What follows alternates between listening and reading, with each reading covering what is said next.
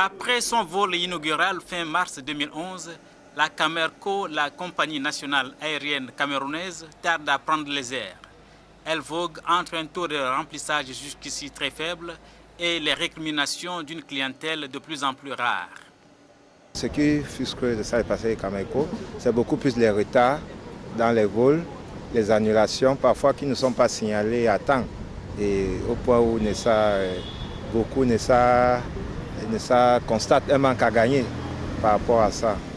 En 2 années, la compagnie a connu 3 directeurs généraux.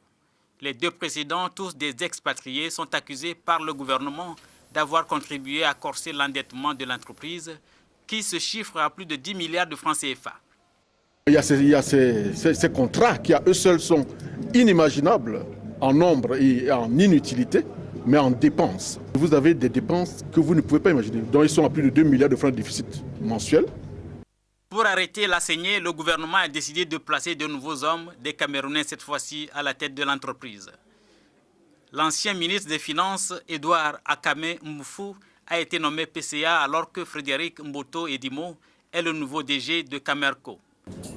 Leur défi consiste à redorer l'image aujourd'hui écornée de la compagnie et la rentabiliser.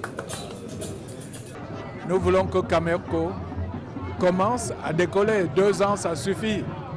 Il faut maintenant aller, parce que d'ici 2-3 ans, ça devra être une compagnie indépendante. Nous voulons que les vols soient assurés, d'ici l'étranger, d'ici la régionale.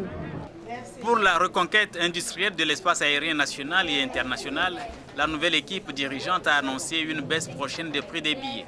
La compagnie à capitaux publics dispose actuellement de 3 avions dans sa flotte.